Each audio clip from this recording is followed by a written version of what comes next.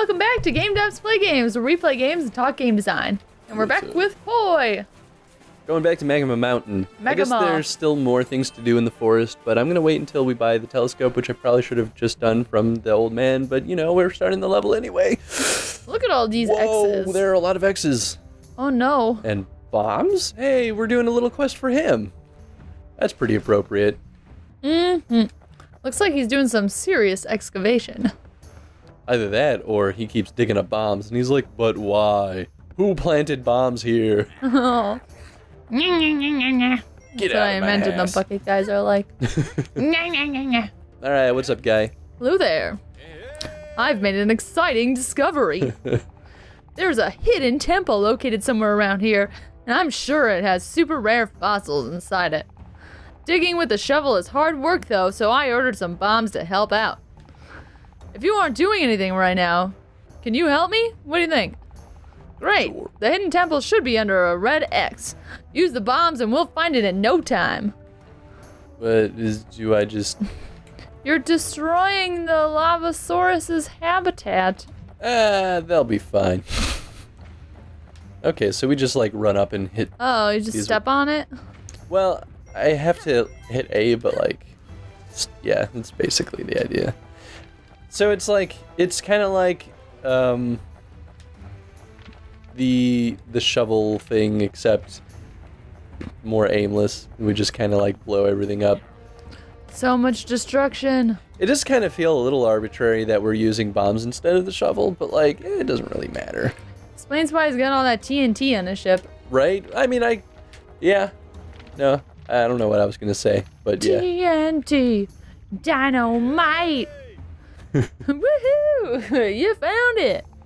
I can smell the fossils from here. Let's jump in and investigate. You mean I will jump in and investigate? Piece of shit. You son of a bitch. Whoa. The ancient lizard Oh, he timber. came in. Where are all the fossils? There's nothing here but gold. Worthless. Sure. Go ahead and let me know if you see any. Harumph. They've got to be somewhere around here. I mean, like... You're an archaeologist, not a paleontologist, so like, this is still a pretty significant discovery. Yeah. Woo, woo, woo. Whoa, whoa, whoa, whoa, oh god. Oh, they are falling. I like how they tell us which ones are gonna fall, though. This is cool. Yeah. I like this. Oh god. Oh, Oh no. nice saves though. Oh, it's so stressful. Oh my god. Go, go, go. Ah! Wah! Oh god. Oh, oh, oh, whoa, whoa, oh, oh, oh. I did it. You did it. survived, even though you're on fire. All those out there who said I was a scrub, this is for you. You're the only one who said you were a scrub. I'm anticipating it. Bombing for fossils. Nice, that was cool. I actually really like that. Yeah. And it's like, we've seen the sliding mechanic. Ooh, get a telescope. Oh, right, thank you. Yeah, I don't know. It was like reusing existing mechanics in a really fun and different way. And it made a lot of sense, right? Like, showing us which of those platforms were falling, and, I mean, even just navigating around the fire things. Like, they're all things we've seen in this level, like this world. So, I don't know, I thought it was really clear. Really good. Get that telescope. Camera. Alright. Should I buy an extra heart because I'm a scrub? Actually, I could buy the heart and the telescope. Yeah, do that. And we'll save the camera for later, because I don't actually know if the camera is necessary. An extra heart will come in handy. Can I buy more extra hearts?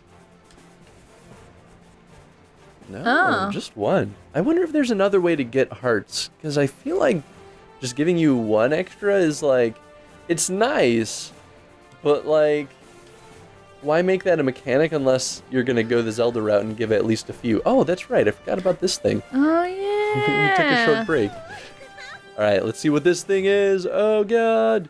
Banjo-Kazooie time. Oh. I was right. You were right. I was wrong.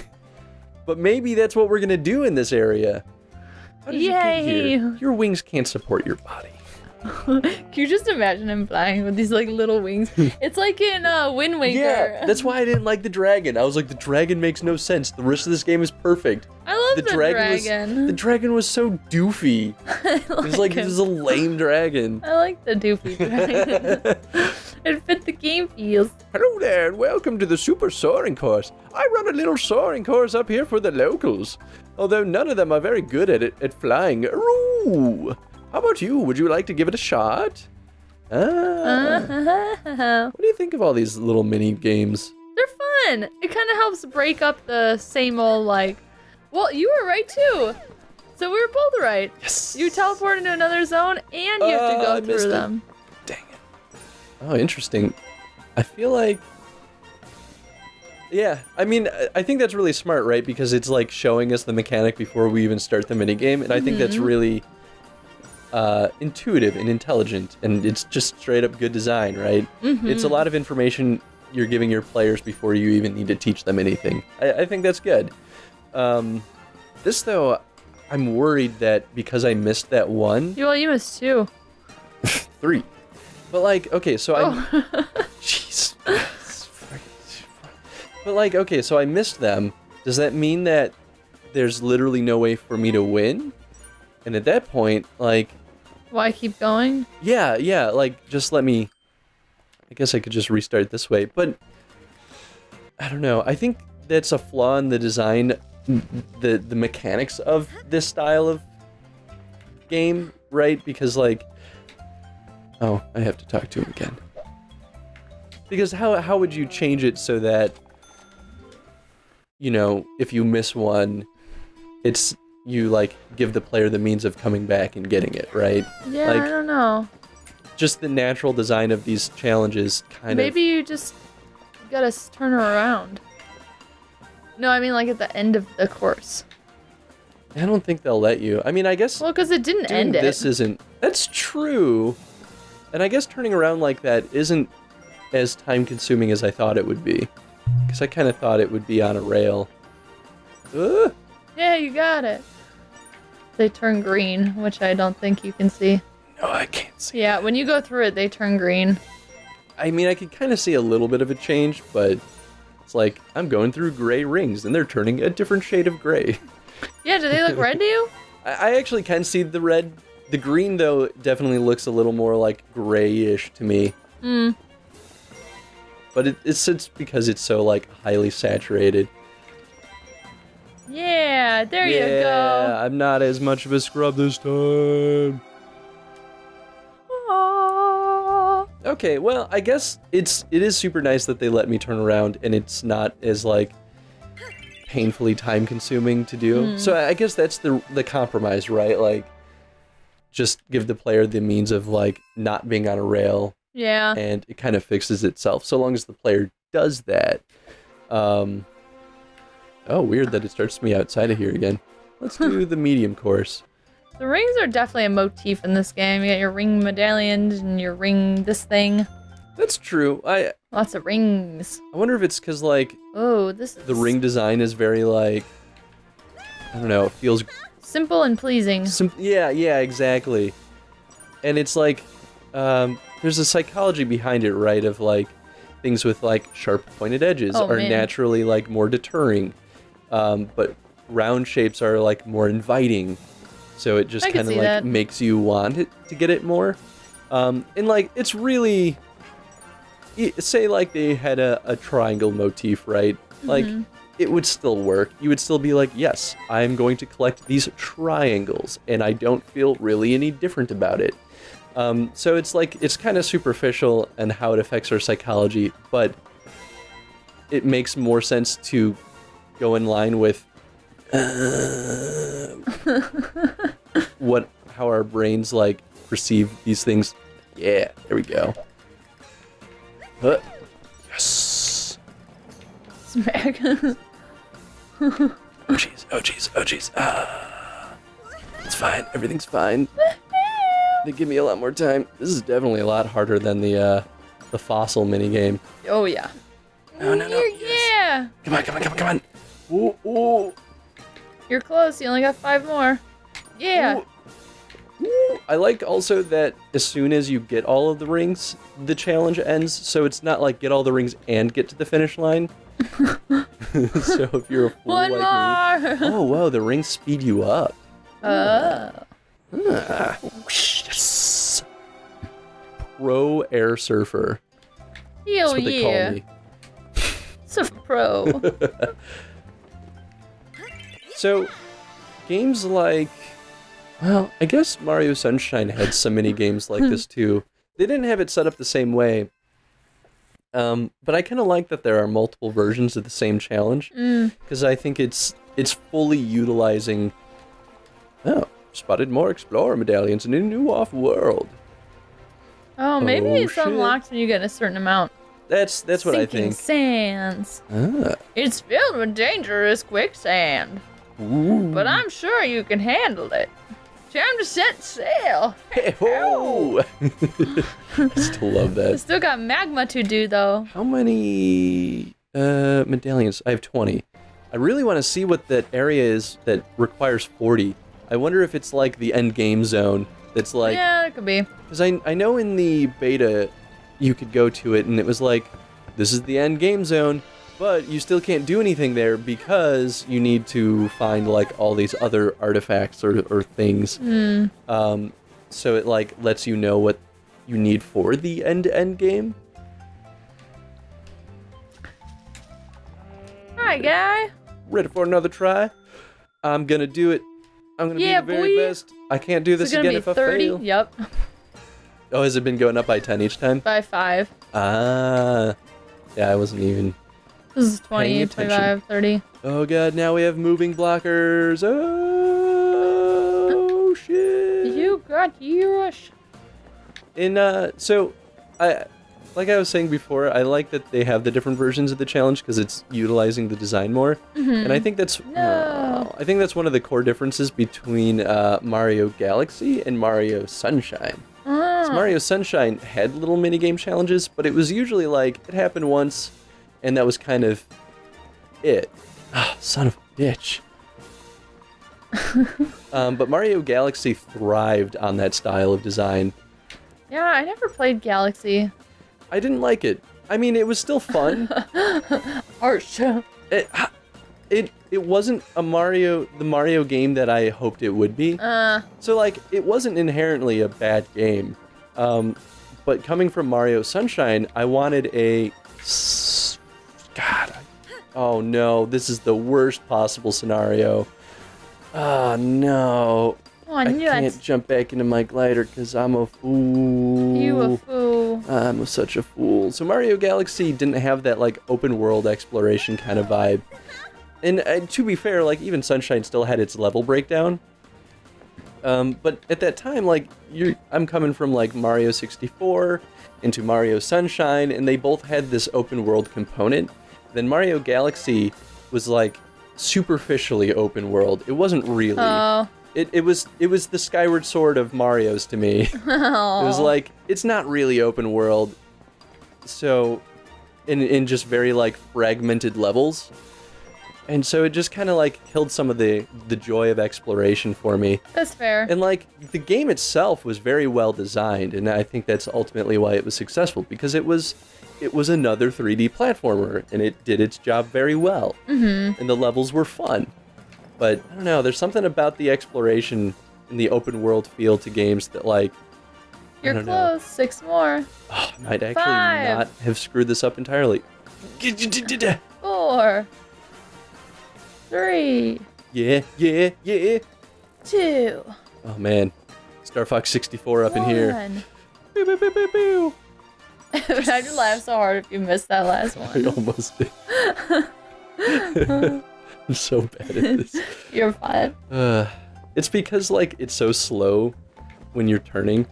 So it's easy to just, like, throw yourself way off course, and then it's very difficult to correct. Which, like, that's what makes it challenging, right? And I think that's what makes the gliding fun. I'm happy that they utilize the gliding for a challenge, right? Yeah. Because, like, otherwise it's just like, oh, that's just how you get from zone to zone, but it never really comes up again. Yup. And I wouldn't be surprised if they make use of it elsewhere too. But I don't know. How many do you need to give her for the gears? Good question. Let's talk to her. She's got... You brought me 5 golden gears. Great job, kiddo. Now I can finish more repairs. Here's a little something for you.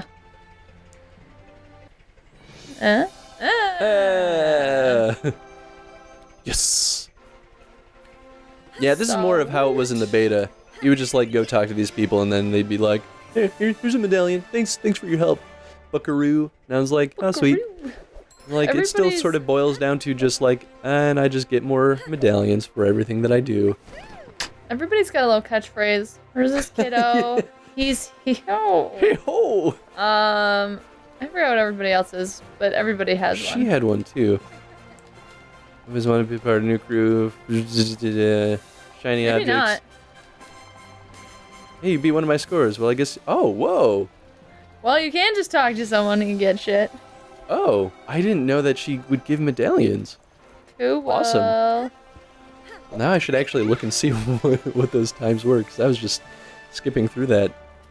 Da-da-da-da-da-da. It's got like 2 in a row just from chatting. Yeah, right? I mean, I guess you did do stuff. I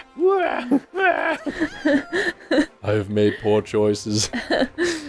Gotta get back to the SS Whale. SS Whale. Yo. Oh. Alright. Alright. Have you tried using the compass yet? Yes. Anyway, here's your progress.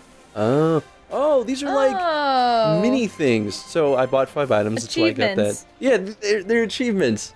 That's kind of fun. Roll 500 times. Oh my god. So some of these things are fun, right? Because you're naturally going to hit these goals as you just play the game. Right. But imagine we don't like using the roll mechanic, and so we just never use it. Now suddenly, at the end of the game, if we're playing a completionist run, we'll have to roll just 500 times. Yeah. You just like, just do it. And even still, like a lot of these are, you could just like see those and be like, okay, well, I want medallions, so I might as well just do this right here. All right.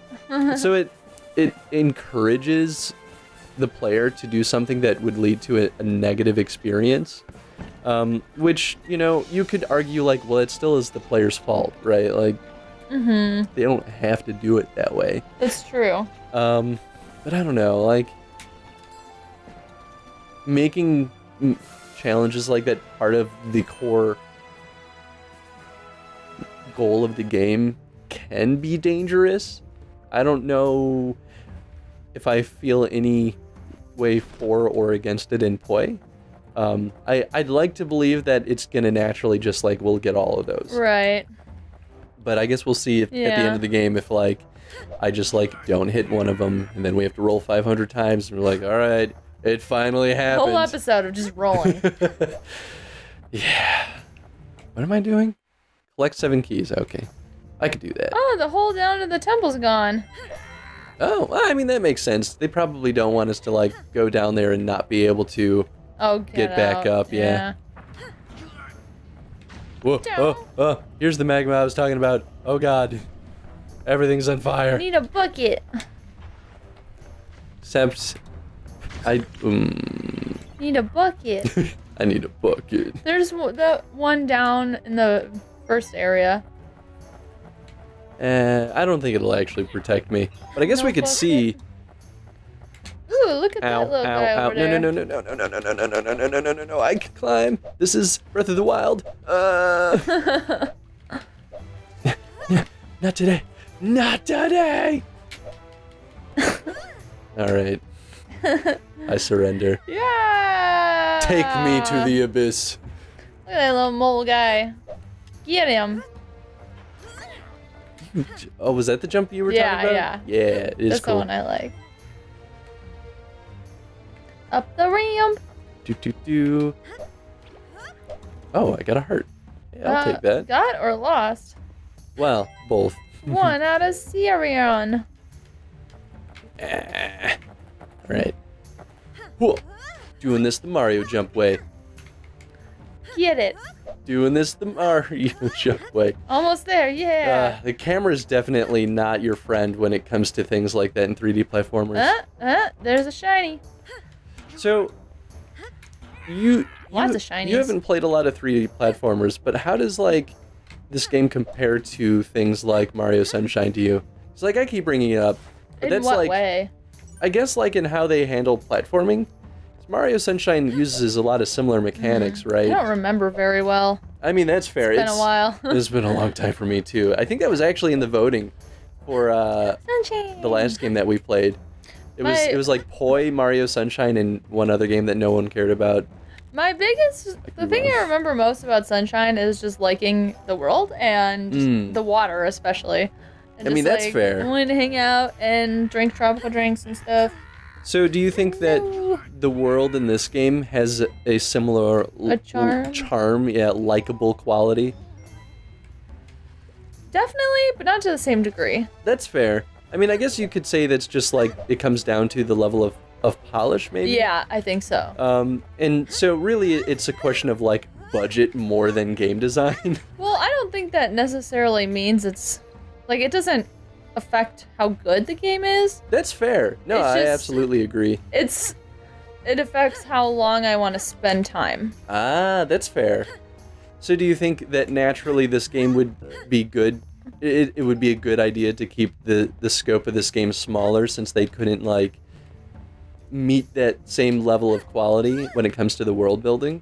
Well, it's not that like you'd get bored of it. I think it's more like you wouldn't purposefully be slow just to hang out. Or you're not as likely to binge for as long in each play session, maybe? Or, I don't know, not 100% it. I'm not 100%er on any game, though. No. So. Yeah, for this game, like, I find it really engaging to the point where like, the world does a lot for me. But when I was playing the beta, I got absolutely everything that I could that was available. I think I'd be more likely to 100% this game. Yeah? Just because it's simpler.